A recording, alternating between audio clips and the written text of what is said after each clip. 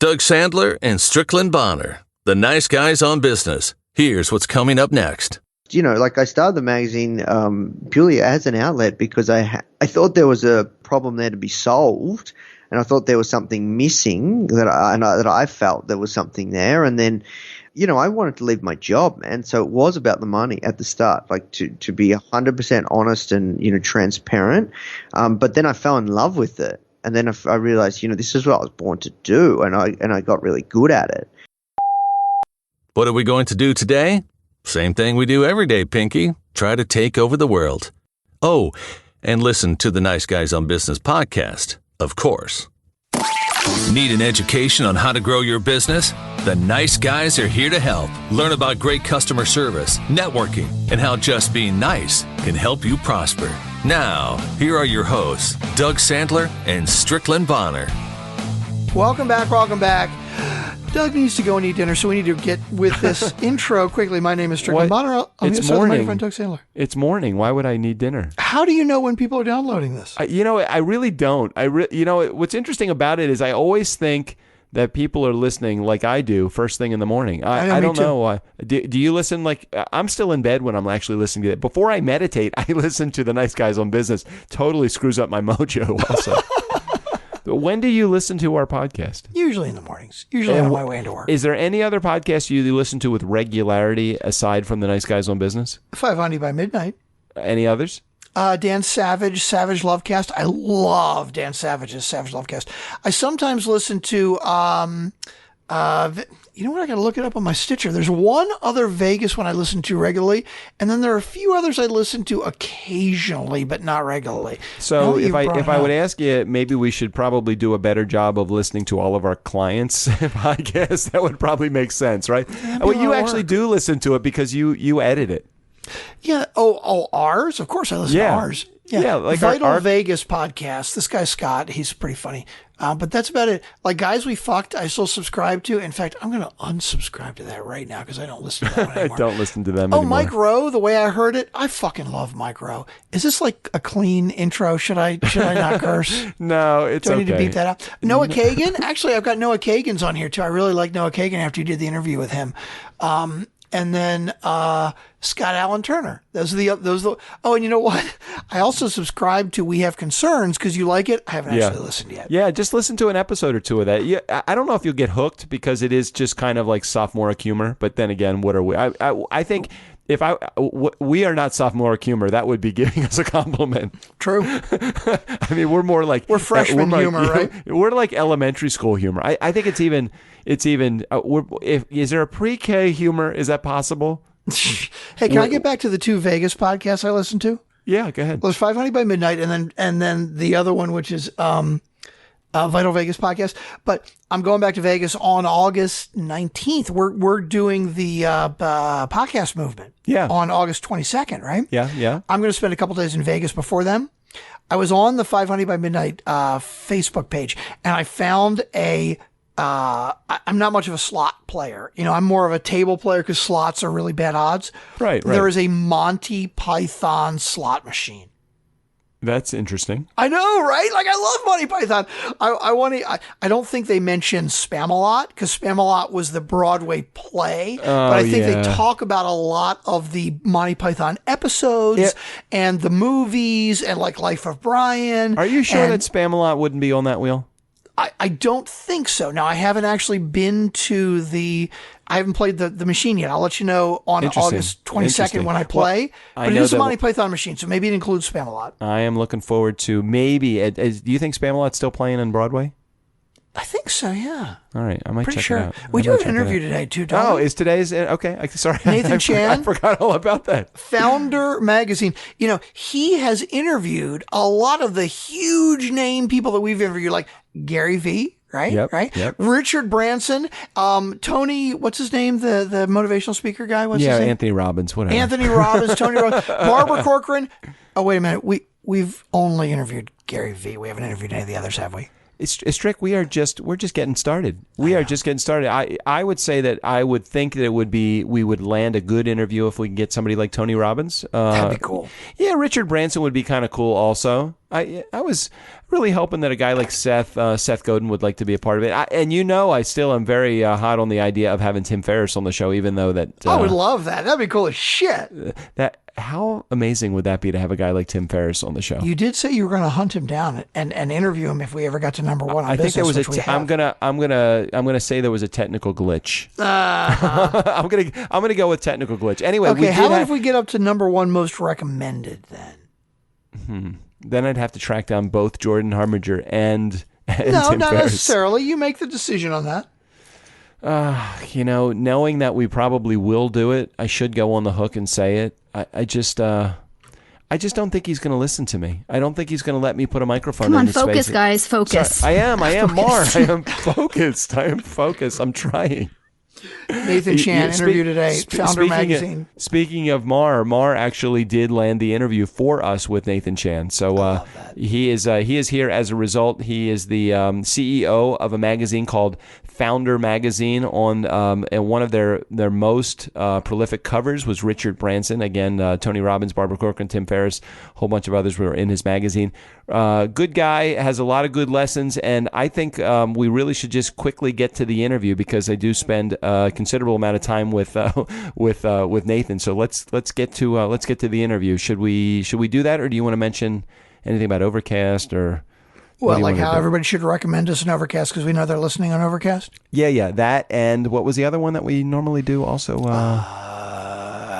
Patreon.com/nice guys. Yeah, that would be good. You can donate as little as $1 a month, and we really appreciate it. Yeah, see, I started at the $1,500 a month level and then work my way back to $1 because if somebody's not going to give $1, they're definitely not going to give $1,500. So why don't we start at $1,500, kind of smooth them over with that, and then just say you really could still do it for just $1. There you go. I like it. We have to come up with a campaign, yeah.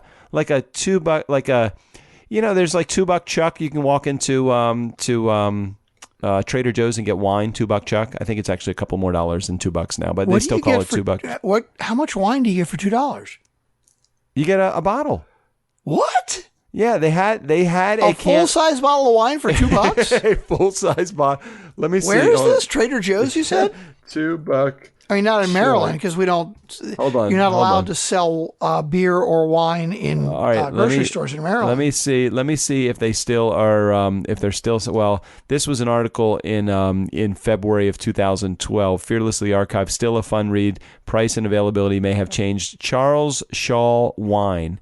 Hard to believe that Charles Shaw wines have been in our stores for 10 years, but it's true. 10 years since we first introduced Charles Shaw wines at Trader Joe's. 10 years since the world went a bit bonkers for these $1.99 bottles of wine. Jesus, crazy. 600 million bottles of wine have been sold by Trader Joe's, and that was in 2012 when I'm reading this article from.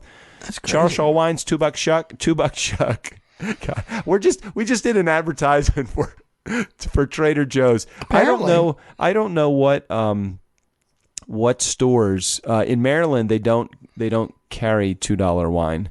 No. They may carry $2 wine, but they don't carry it in the grocery stores. Yeah, I'm looking at all the different availabilities. $2 in many stores. California, they have it's at various different price points, but man, it is amazing. Alcohol availability and price may vary due to state laws, taxes, shipping fees, and other stuff.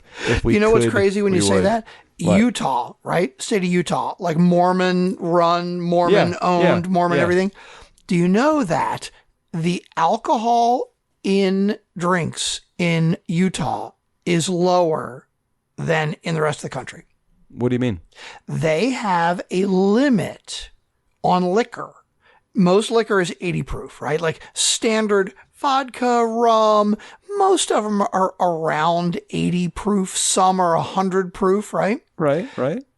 In Utah, they are not allowed to serve liquor or sell liquor. Right. Or sell it that is more than 60 proof. So basically, when you buy Bacardi in Utah, you get a rum and coke, you get a vodka tonic in Utah, right? You are getting watered down liquor. The beer you buy, Budweiser, normal Budweiser, I think is 3.1, 3.4% alcohol or something, right? And a lot of the microbrews nowadays are like 5, 6, 7% alcohol, right? Right. In Utah, you are not allowed to have beer that is more than 3% alcohol. Well, so basically, it's watered down liquor and beer just for Utah. I don't even understand. Why? It's because they're fucking Mormons, because the Mormons run the whole goddamn state. And what's interesting to me is, oh my God, such a tangent in this Nathan Chan's interview today. But what's interesting to me is the thought of it was, first of all, like good Mormons don't drink at all, right? But what they're saying is, hey, if you're going to drink, we want to make sure that you don't get out of hand, right? So like you don't need to drink high alcohol stuff. I can't even believe that this is even a thing. I know, it's crazy, right? Like if I am Bacardi, I am an international company that sells millions of bottles a year to the entire country. Well, they're probably thinking, in Utah, hey, listen, I have to water it down.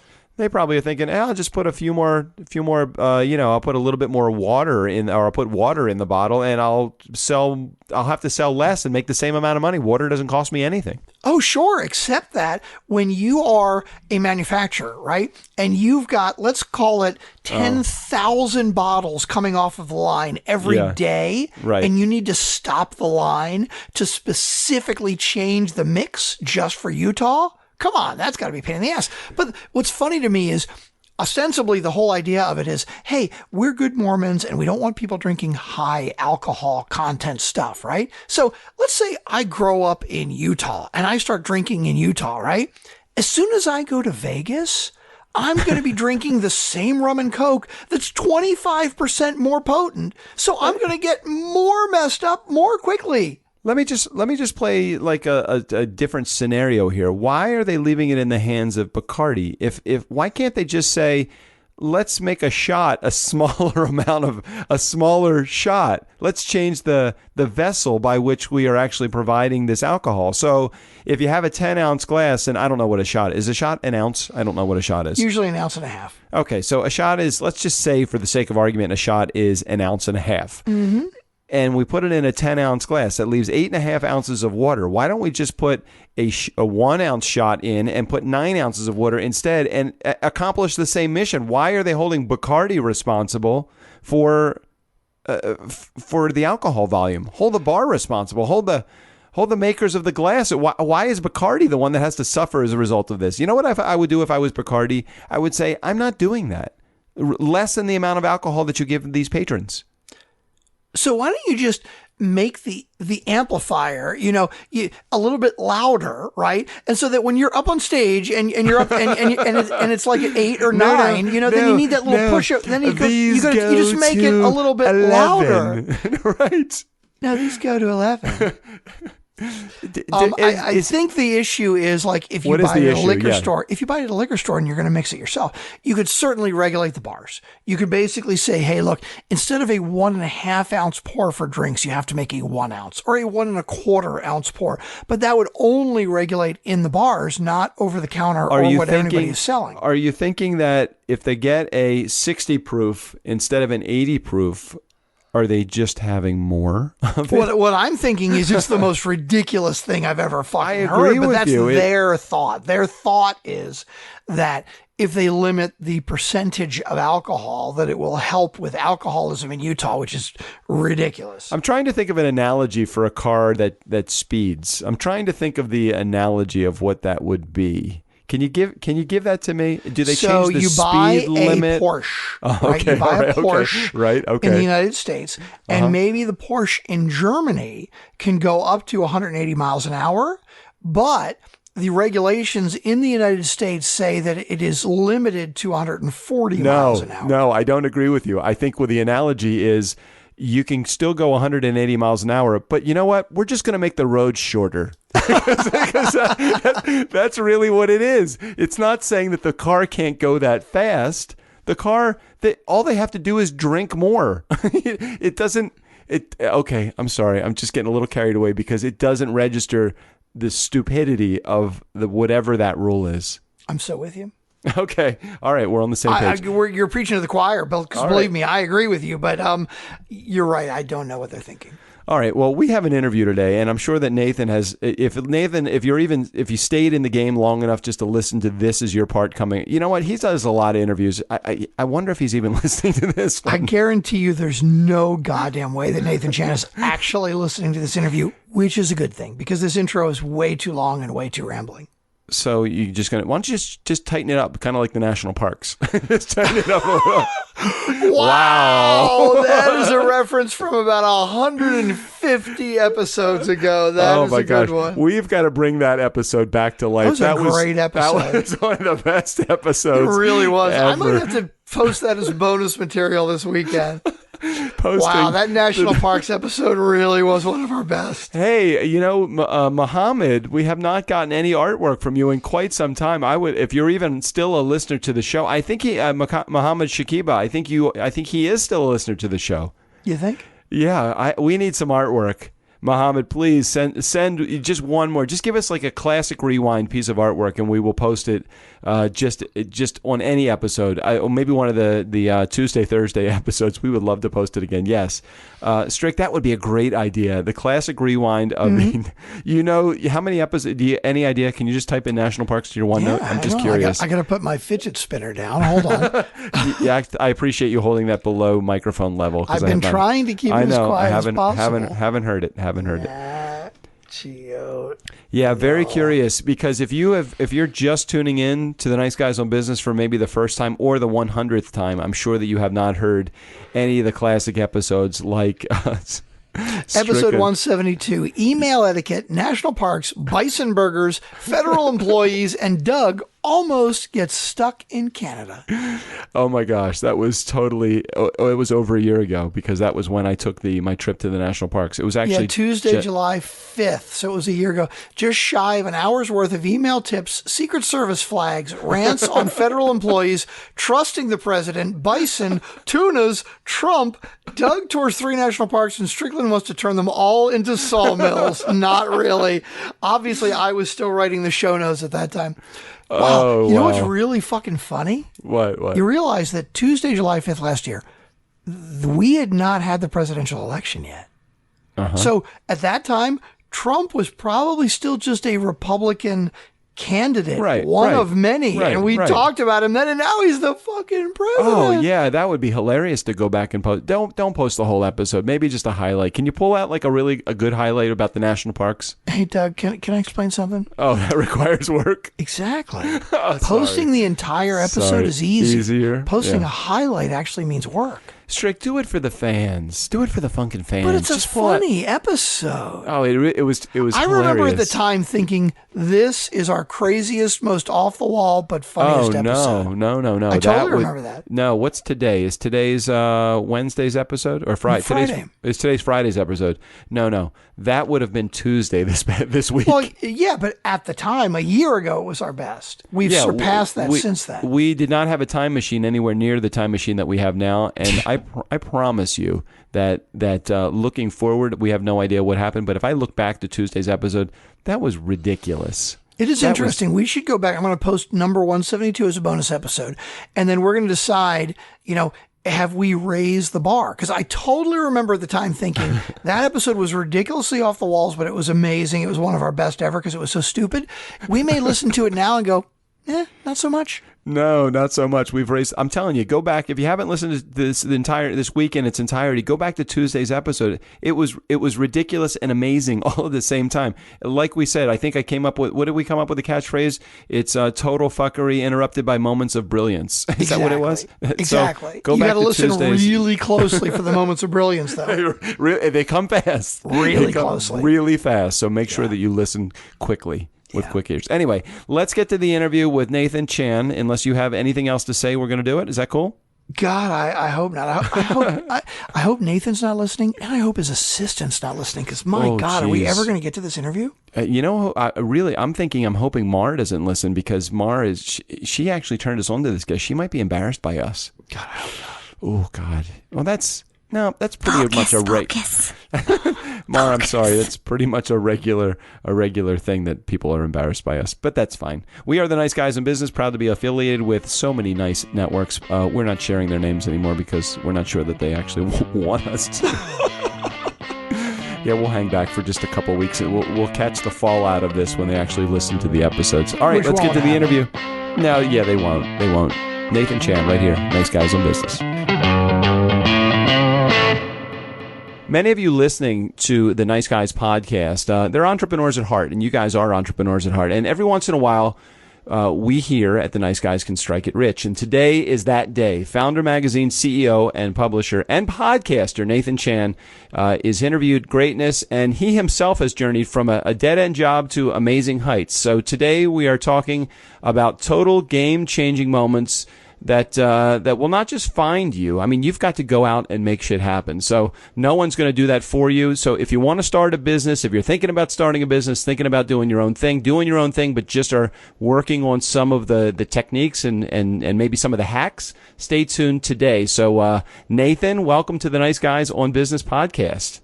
Thank you so much for having me, Doug. It's an absolute pleasure to be here, and I really appreciate your time. We are glad you're here, and I know that you're all the way on the other side of the world, pretty much. Where are you exactly? Melbourne, Australia, hometown, homegrown. Yeah, you're totally on the other side of the world. And what's so great about it is that I was dealing with either your assistant or somebody that was booking the podcast for you. I don't know if she's in the U.S. or she's over there too, but she's up at all. No matter when I emailed, she emailed back. So I'm thinking that she's 24/7. Is that how most of your staff is? No, she's in the States. Yeah, so she's in the States. That's cool. Hey, I was listening to your podcast. Is that Skrillex that's doing your intro for you, or you have, or is that your own thing, man? Just audio jungle, man. Like that probably needs a good update. It's pretty funny. Like we've been doing the podcast since 2.5 years now, and yeah, might need a little bit of an update. No, I like it. I wasn't slamming you that Skrillex was doing it. I know that Skrillex is not so current but I would think that Skrillex would think that Skrillex is still current. But it definitely sounded a little bit techno for me. I don't know if you're into EDM or what type of music you like. Yeah, at the time, I had an idea. Like at the time when we were putting it together, I was like, "Yeah, I really like the dubstep. So let's do let's put some dubstep kind of tracks in the intro to get people fired and pumped up and make it cool." Yeah. But I want to do something a bit better. I did try, but we never got there. Because I've got something in mind that I'm a bit fussed about, and then just kind of never come back to it. That's all right. Like many projects, you put them up on the shelf for a little while, and inspiration will strike, and it will all of a sudden it will become a major priority for you. But for right now, I like the music. Just keep it live. And you know what? Hey man, you're landing some of the big time guests. I mean, I'll jump into it right now. I mean, Tony Robbins, Richard Branson, Seth Godin, Barbara Corcoran, Tim Ferriss. I mean, a lot of household names on your show and in your publication. You must be doing something right, even if you have Skrillex as your lead in music, man. Yeah. We're doing all right, man. I can't complain. We're having a lot of fun. So you go by the theory, or at least from what I'm reading, and again, you can feel free to correct me anywhere along the line here, but you go by the theory, serve first and ask later. So can you share for a moment how that actually fits into the whole entrepreneurial world and how that might be just a good philosophy for it all to take on? Yeah. So I think one thing that's really cool about the entrepreneurial world is it's just very, very muddy, uncharted waters, especially when you're starting, especially when you're doing all right for yourself. It's always tough, right? Mm-hmm. Building a business is hard. If it was easy, everyone would do it. It's probably getting harder with the amount of competition, the amount of so many different things you should do, whether it's Facebook, Instagram, Snapchat, Messenger bots. There's so many things going on, especially if you have an online business. It's becoming more and more complicated, more and more competitive. So easier to enter, but still more and more complicated. So essentially where I'm going is that I believe that it's always important to serve first and ask later, whether that's, paying it forward where you help other people before you. Obviously you can't do it your whole life, or you got to focus on your own business, but when you want to connect with anybody, if you just want to, like, I just think it's a good ethos to have, serving first, asking later. And yeah, I think especially if you want to connect with somebody, I think that's something that a lot of people just don't get. I do consider myself a nice guy, but if somebody were to ask for something, you unless it's a good friend that you already know, it's a bit of a hard one. If it's a random person now, it's a bit of a hard one, so yeah, it's always about serving first, asking later. You've got to be very protective of your time as an entrepreneur and say no to a lot. But I think that's a good philosophy to have, especially around giving back, and it is so tough out there. So what is it? What is it that tells you, because a lot of entrepreneurs and a lot of people for that matter, just human beings in general, they have that sixth sense that kind of tells them, those little hairs go up on the back of your neck, and you might say, no, that's bullshit. And it's like, okay, that's not something I'm going to participate in. How do you know when to say no to something and how to say yes? Because I'm sure, especially someone that has reached any level of success, and as you have reached a great level of success, how do you know when somebody's out for themselves and somebody is actually out to help for the good of all, or wants to, when they want to serve first? It's very challenging sometimes. Do you find that a lot of people are coming to you with their hand out saying, help me, or are you finding that they are, in turn, they're saying, how can I help you, and they're being genuine about it? How do you know when those hairs go up on the back of your neck? Yeah, look, every single day, dude, we have people trying to take something. Right. Now, I don't deal with it a lot. But we get, 20, 30 pitches a day. That's not including partnerships. That's just for interview requests, to be on the magazine, on the podcast.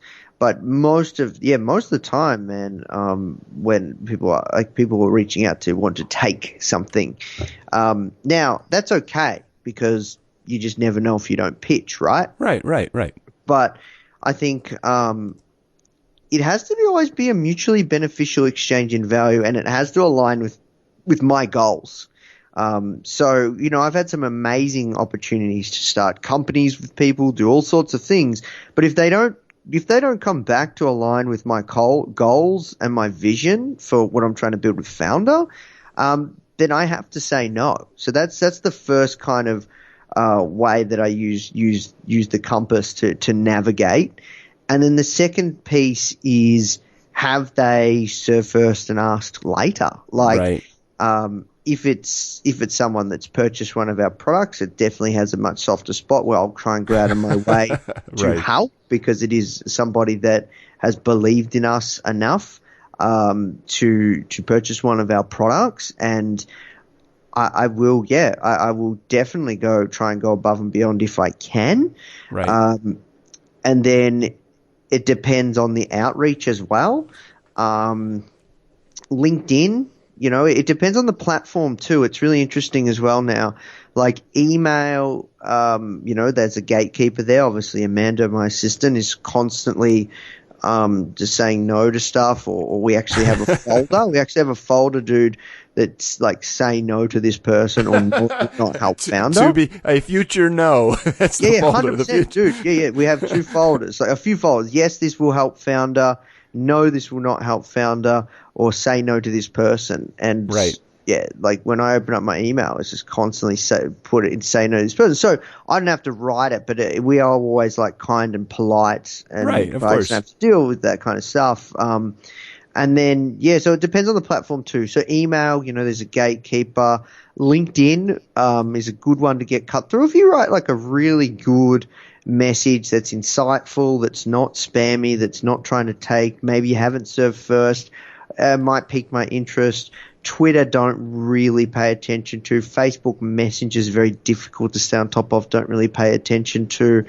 Phone, don't answer private numbers. WhatsApp, it's interesting. You've really just you've narrowed it down. We had I don't know if you know Jason Pfeiffer. He's the editor in chief of Foundr Magazine. He was on here, and it's interesting. He actually wrote a blog. It was like 10 steps in order to get published in Foundr Magazine. It's almost like you just went through. Okay, if you want to reach me, here's how you have to get through to me. It's really interesting what gatekeepers people have, whether it's a physical actual person, a live person, or whether it's just different channels that they reach through. Yeah, it's something like, as a nice guy as well, Doug, I have struggled with, to be honest. I always do want to get back to people. And I always find it rude, because I've always thought if someone takes the time to send me an email, I should at least take the time to send something back.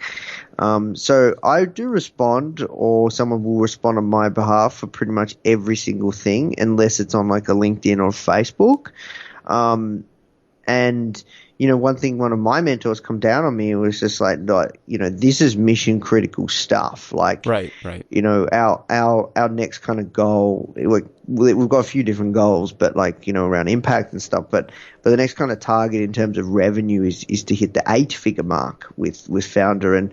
And one of my mentors said, like, this is mission critical stuff. If you want to build an 8-figure business, you can't be spending time writing back to people. Like, right. Like you have to protect your time. Like you don't have time for stuff like that. And that actually really hit home for me.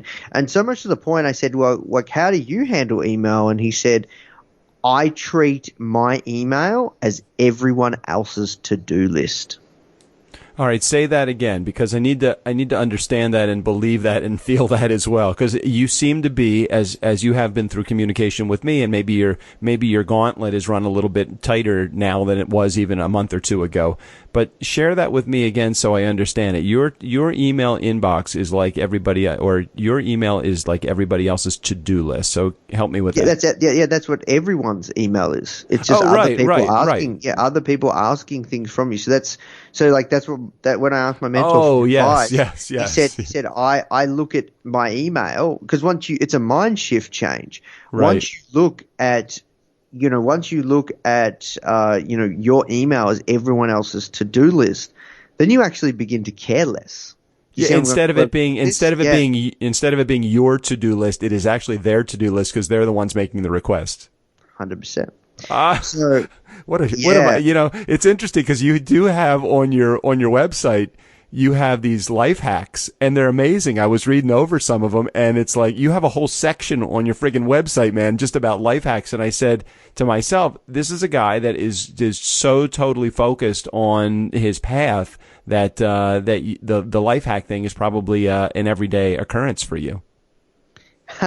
Yeah, trying. I like that optimization piece. I'm not the best at it. I can still, like, as you mentioned, could get better with the emails. I still am, pretty responsive and stuff. But yeah, we're all work in progress. Yeah. Well, you are, just so you know, you are an approachable guy, and you do fit into the nice guy umbrella. And I feel like you are part of the nice guy community, even though you might think mentally you want to get away from it. It's really hard to break your habits, especially the ones that you feel compelled to. Your mom in your head saying, "Hey, Nathan, be a nice guy." It's like something like that going on. Yeah, look, I think I'll always be a nice guy. Yeah. I think it's just got to be a little bit more assertive, Totally. So tell me, when did you realize that you had your hands on a winning project with Foundr Magazine? Ooh, that's a good question. So I've been doing the magazine for 4 years, and first year I did it while I was working in my day job. So it was a side hobby passion project. Probably, maybe within the first 2 years, which might sound a little crazy, but yeah, first year kind of still was just a passion project. Had no idea, how far I could take it or where it could go or how far I would end up taking it. And just, maybe saw it more of an outlet and less of a calling. And then just built the business up to be able to replace my income and cover operating costs, and just kind of scraped by and went full time on it. And still then, I was thinking about doing other business ventures, which was interesting. And, I remember speaking to another one of my mentors and saying, like, I've got to decide whether I'm going to build a lifestyle business or like a proper startup and big business. Because if I wanted to, I could have just run the magazine for fun, not hired anybody, maybe used a couple of virtual assistants and some freelancers, and then just kind of potted around. So what was the lifestyle. What was the flashpoint that you said? Was it an interview? Was it a conversation? Was it a coaching session? What was it? Or was it just something that inside you saying, hey, this could be, because I don't think you did it for the money. I mean, the money will come. And I think that if you're a guy that's a serve first, ask later guy, you're not necessarily the guy thinking, how am I going to make that first $1 million? You're more the guy that says, how many people am I going to actually be able to reach with this? Yeah, 100%. With full transparency though, Doug, I did do it for the money at the start. Oh, I could be wrong. Yeah. No, look, that is definitely the case now more than ever. I care less and less about the money per se and how much money I make, and more about the company, so we can make more money to hire more people to help more people. Right. But yeah, in the first, I started the magazine purely as an outlet because I thought there was a I thought there was a problem there to be solved, and I thought there was something missing that I felt there was something there, and then but I wanted to leave my job, man. So it was about the money at the start, to be 100% honest and transparent. But then I fell in love with it. And then I realized, this is what I was born to do, and I got really good at it. And I'm not the best, but it's an obsession, right? And if you've got an obsession, you can become reasonably good at something that's an obsession. So yeah, it wasn't about the money. It's definitely not about the money now. Only the fact that it's a reflection of how many people we serve, and we can hire more people. I want to build a big business that impacts the lives of tens of millions of people on a monthly basis. So it's not about the money so much. But yeah, there was some conversations. Probably that one that I was speaking about with one of my mentors. He was actually the CEO of the company that I used to work for. And he was extremely supportive, still is to this day. And yeah, that conversation, do you want to build a big business or a lifestyle business? And he's like, yeah, you want to build a lifestyle business. And then something happened where, and I'll tell you an interesting story. I don't think I've ever told anyone, where I started reading things like The Lean Startup. Have you read The Lean Startup by Eric Ries? Yep. And I started asking myself the question, have I found product market fit? And this was a book that I read probably, a year after starting Foundr. It's like, have I hit product market fit? And I found this guy's website just because I really know this space quite well, especially the online space. I know pretty damn well, man. Like, I know all the bloggers. I know the who's who in the zoo. I know the content really well. I know the space. And there was this guy called Ramley out of Toronto who just had some really good content. And I found it, and I saw that he said he does free startup coaching. And I was actually typing in, how do you know if you found product market fit? So I scheduled up a call with him, and this was just about the time after I'd left my day job. And I told him a little bit about the numbers of the business, how many readers we had, how much we were doing in turnover and annual turnover, and just said, have we hit product market fit? What do you think? Are we on to a winner? And he's like, yeah, I think you are. And it was just some random act of kindness that he did that. That was a big turning point for me, that I've never spoken about, but internally, that it was like, yeah, okay, I'm on to a winner. Yeah, I'm not going to worry about building apps or doing any other business ventures. And it really, really solidified, probably 3 to 6 months later after I'd left my day job, 3 to 6 months later, just working on things full time with Foundr, found my feet, and then we started to get some big wins. So it sounds like it was just you making the conversation that you had with this random guy that helped you make the decision. But it sounded like it was when you made the decision. It sounds like you didn't change anything. You just made the decision internally that you were just going to lean into this, and this was going to be something you were going to do. Is that fair? Yeah. Combination. Still, I was looking for some validation. Yeah, for sure. Externally, yeah, for sure. But no, it was a big internal piece as well. Yeah.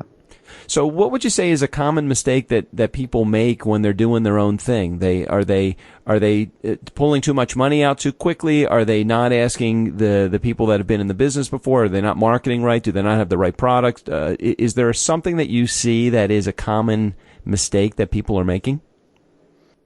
It depends on the kind of business that someone wants to build, and that's a really good question. Like, you have to decide whether you want to, because I know there's a lot of solopreneurs and small business owners. You have to decide whether you want to build a lifestyle business, or like a lifelong kind of startup, or for now with Foundr, I see this as a legacy based business, and it's an asset based business. It is like, everything we make right now, we put back in. Like, I pay myself a salary and stuff, and we're doing okay. But yeah, like, it's very asset based driven. A cash flow based business, you treat it with the sole and intent to take money out and to support your lifestyle. So it depends on the kind of business you're trying to build, but I think there are some common mistakes. I think one of the biggest ones is focus. I think a lot of people just do not set goals and just put your eye on the prize and meticulously focus on the target and just go bang, bang, bang, bang, and just relentlessly strive towards those things. I think that's probably the most common thing is focus is so incredibly key. And, just trying to keep things simple. As entrepreneurs and founders, we often like to overcomplicate things. We get excited easy by the prospect of other projects. Oh my gosh, yeah, distraction is huge to an entrepreneur. It is, because we always see opportunity in everything. It's like, hey, it's raining over there. That means there's, umbrellas. We got to get umbrellas over there. It's raining. We don't look at it and say, well, shit, it's raining really hard. We should stay right where we are. It's nice and safe. Yeah, that's right. So, that's one thing that happens once you have it in you, once you have that thing that you have, that thing that I have, that thing that everybody listening has, once you get it, you never lose it, and you have to contain it. And a big part of containing it is at the start of every year you set goals. And you focus on those goals, and you look at those goals every single day. And, if you have a team, you say in the team who's responsible for those goals, and then you sit down and you set them together. And if you do have a team, and you all commit to it, and then you review them and you track them every single day. And any opportunities that come about that like literally do not sit on those goals or your vision or help your mission, then you say no. And that's kind of, where people tend to fall off path. Another way people fall off path as well, I think, which is common, is they don't mitigate their risk enough. So I think a common misconception is that the most successful entrepreneurs take ridiculous amounts of risk. Now, they do, but they always have a plan B, and they always try and stack the deck in their favor and mitigate risk as much as possible. That's been a really big thing that I've learnt from one of my mentors as well, is he will do whatever he can. Like, this guy's an insanely successful person. Like, his company turns over hundreds of millions of dollars every year, and he's got other companies and doing all sorts of crazy stuff, right? But he will always, even to this day, even he's got a crap ton of money in the bank, doesn't matter. He will mitigate risk as much as possible. Always stack the deck in his favor. So here's an example. A good example is one thing that we're doing at Foundr is we're surveying our audience. We're finding the biggest pain points that they have, and we're creating courses around those pain points. So we're creating painkiller products, not vitamin-based products. And I would argue, in some aspects, the magazine, Foundr Magazine, is a vitamin-based product. It's not an absolute painkiller, but on the back end with the courses, these are painkiller solutions for I'm crap at hiring. This is a person, all right, here's a course from a person that's hired thousands of people, that's built, a 9-figure startup. Learn his hiring process. That's a course. You know what I mean? Like that's a painkiller solution. Right? I like the analogy, vitamins versus painkillers. I love this. Yeah. So I guess where I'm going with this is so our way forward, and this is how we differentiate ourselves, is there's so many courses. Every man and his dog has a course. One of our competitive unfair advantages now is just we've built this amazing brand that people know, like, and respect. Not everybody does, and we're just scratching the surface. Mm-hmm. But we have enough credibility and rapport that we can do the same thing that we've done with the magazine, with courses and convincing influencers to teach. Now, I said to my mentor, one of my mentors, I said, okay, well, I've done the math, and I think I should pay this person just X amount of dollars up front to teach the course, and then we will retain 100% profit going forward. And, he was like, whatever you do not pay that money up front. Always mitigate your risk. So do a revenue share deal. They make what you make. They make a portion of what you make. So if you get paid, they get paid. If you don't get paid, then they don't get paid. I think it's good as a way to incentivize them to continue working. The upfront, I think personally, I think it creates lazy. I mean, I could be wrong, but that's just my feeling. Yeah. So that's just one example of how, thinking about it like that. We could pay this person 6 figures up front to do the course because we believe, we can make more than that over a long period of time. But he was like, no, always mitigate and lower your risk however you can. So it's clean slate, and that person has to put trust in you, and you have a really lucrative deal for them in the long run over a long period of time. So you don't have to pay any money up front because cash flow is key. And so that's just one example of many on how, a common mistake people make is they hedge their bets too much, right? And then they don't focus as well. I think focus is key, and they get distracted and worry about shiny objects way too much. Shiny object syndrome. I know that one all too well. Hey, I mentioned it when I introduced you about your podcast and about the publication, obviously, as well. And you've had a laundry list of amazing guests that are on the show. Any particular ones that stand out as either surprise figures for you or those that inspired you the most while you were interviewing them? People do ask this question, Doug, and it's very difficult to answer because, to be honest with you, we move at a very fast pace. That's actually a big part of our culture at Foundr. It's all about speed and just breaking things and making mistakes. So we move at such an incredible pace, myself included. I'm doing so many interviews, it becomes a big blur. Now, I do have a goal next year at one point in time, to hand over those interviews and actually, transfer that over to somebody and do like a whole kind of PR thing around your dream job and stuff, and interview some of the successful entrepreneurs around the greatest entrepreneurs of our generation. But coming back to it, I'm doing so many interviews, it becomes quite a big blur. But there are some that do have quite a soft spot in my heart. I recently interviewed Mark Cuban, and that was just an incredible conversation. That hasn't gone out yet. It won't for a while. That's kind of like we book all of our front covers in advance. We try and be 6 to 12 months ahead, and then we try and do those interviews 6 to 12 months ahead, and then we can kind of work backwards with the features, and then also getting the magazine ready and we're trying to get 6 months ahead with even the magazine issues, believe it or not. That's what we're working towards. And so that one was hold a really soft spot in my heart, just because we got along like a house on fire, and we talked about all sorts of crazy things about raising capital, early days for him, if he ever thought he would get to where he is now, is it ever enough? The founder of Reddit is another one that hasn't gone live yet, and I'm telling you because these are recent ones, because a lot of them are a big blur. Yeah.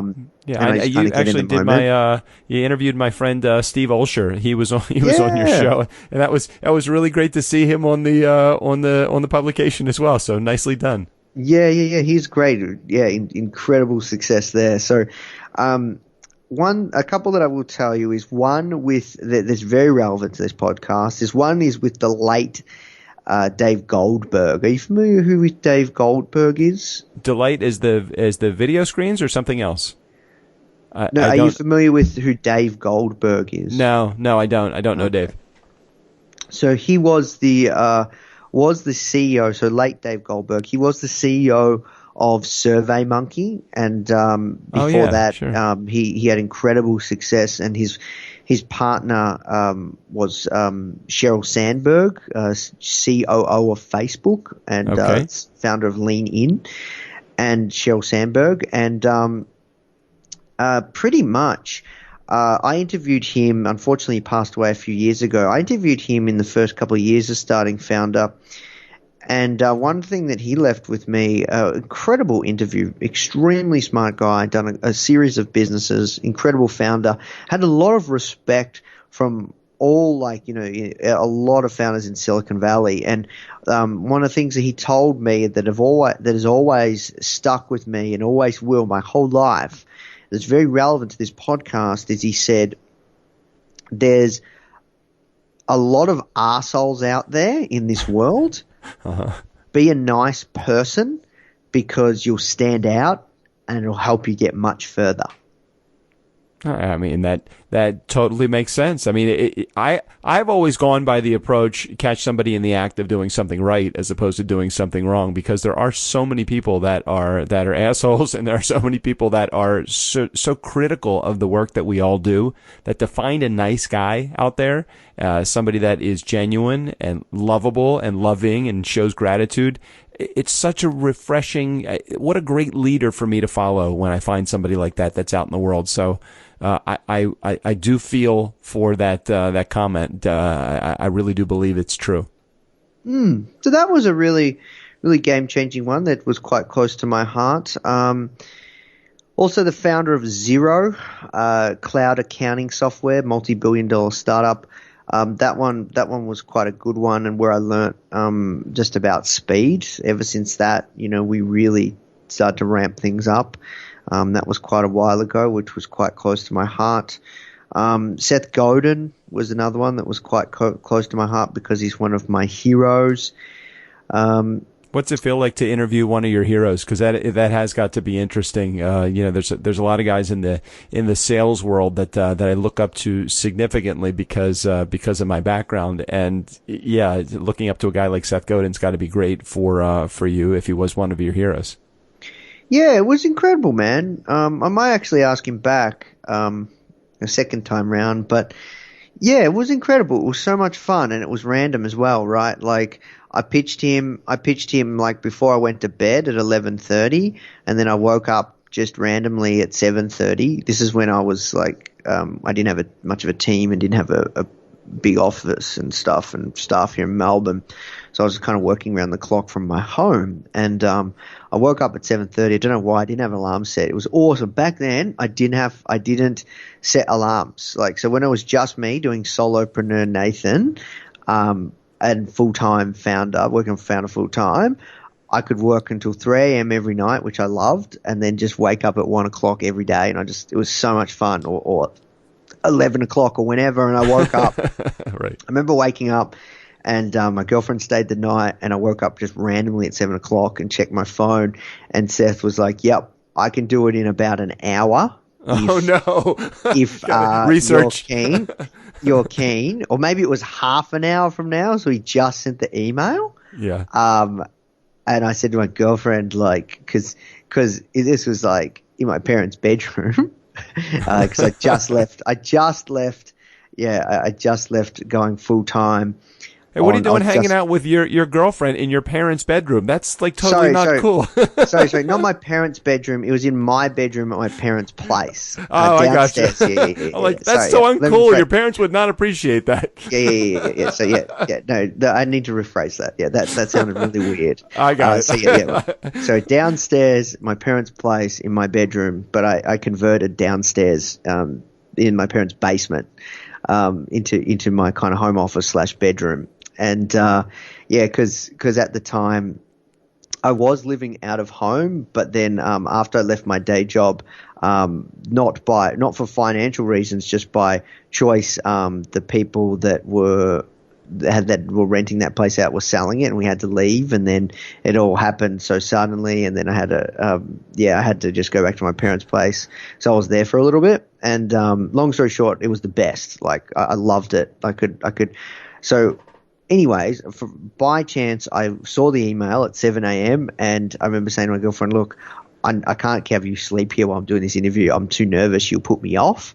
So I made her go home and I jumped on the call, and it was just incredible. It was really amazing. And I didn't need to research because I followed his work. And Right.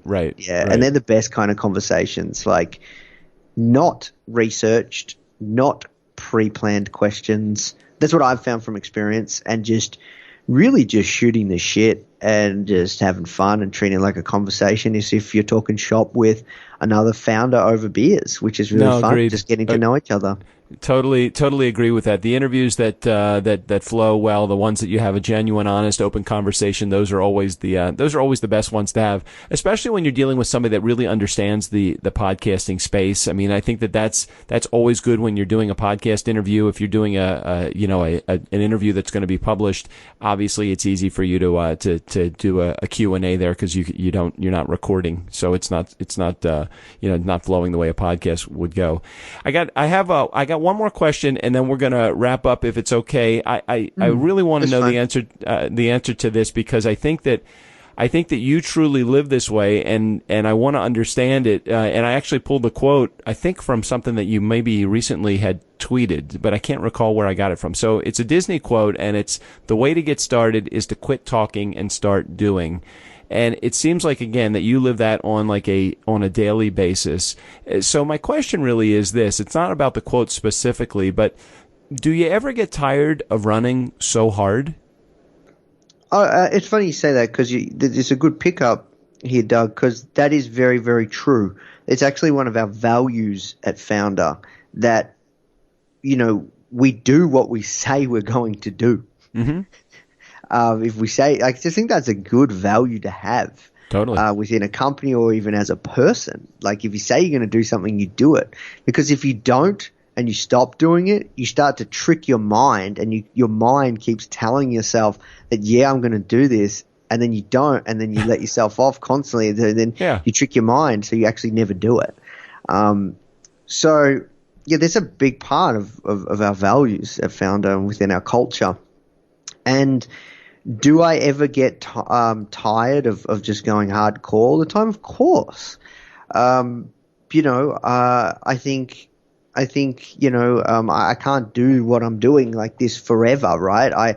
But I see, you talk about opportunities. You talk about opportunities. You ask me, how did I know I'm onto a winner? Even with the name Foundr, like, that was a blessing in disguise. Like, the magazine wasn't even called Foundr at the start. It was called something else, and we were sued for trademark infringement, and then had to change the name. This is in the first 4 months of starting. Oh my gosh! And then change the name to Foundr. Like, even the name, like, there is no brand that represents like such a common name. Like, any entrepreneur, any startup knows what the word founder means. Yeah. Like, even the founder with correct spelling, like, there's nothing there, and there never will be. Like, we've probably put such a stamp on it, we could contest it.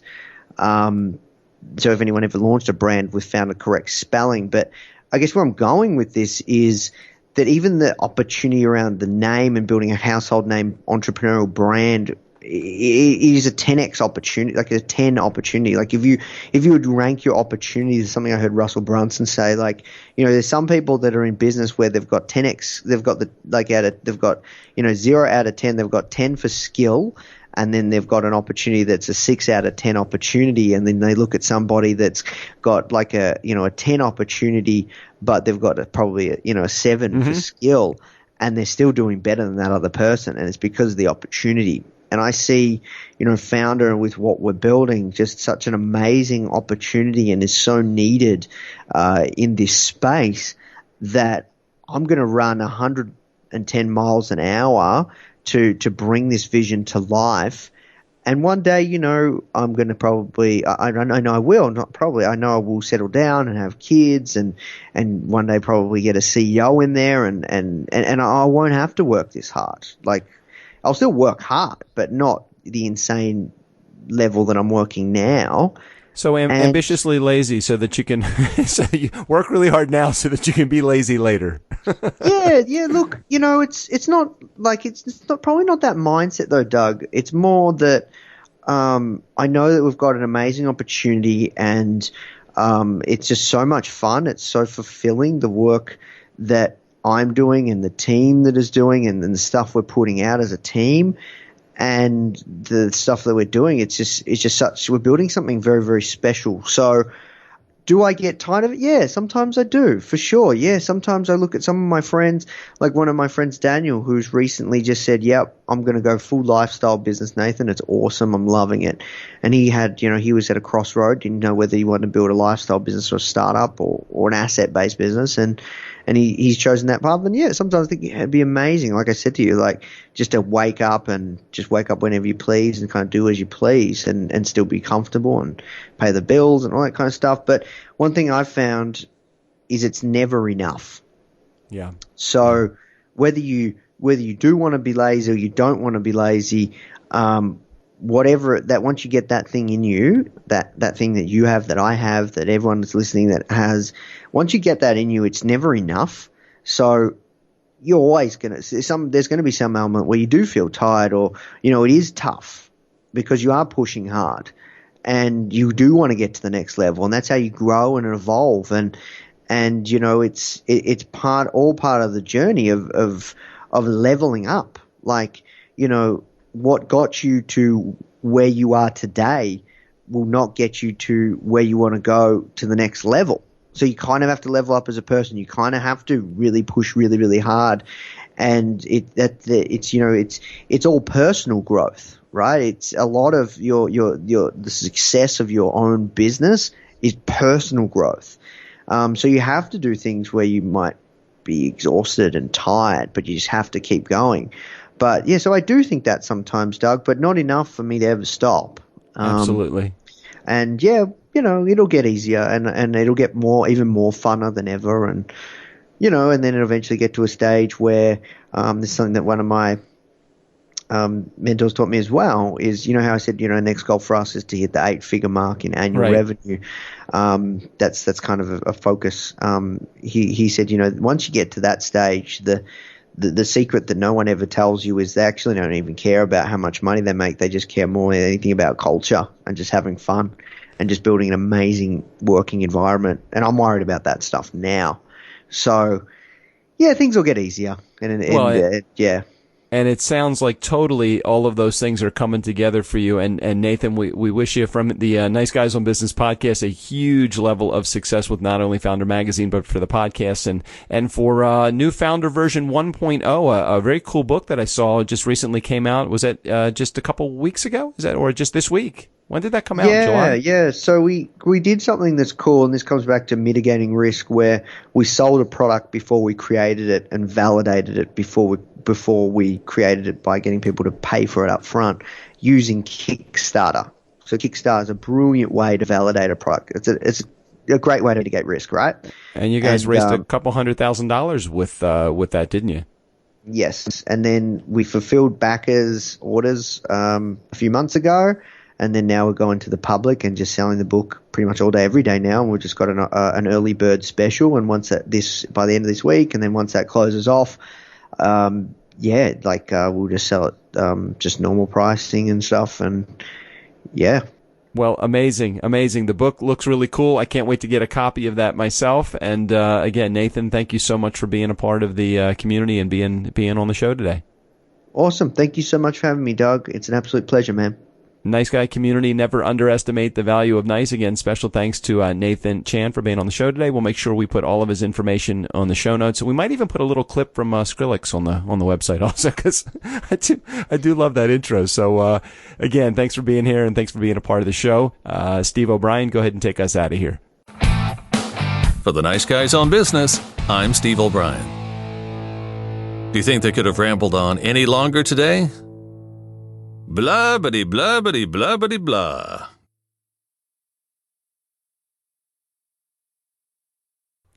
I say that Strickland should not worry about the fidget spinner, but just start drinking more. That would probably be it.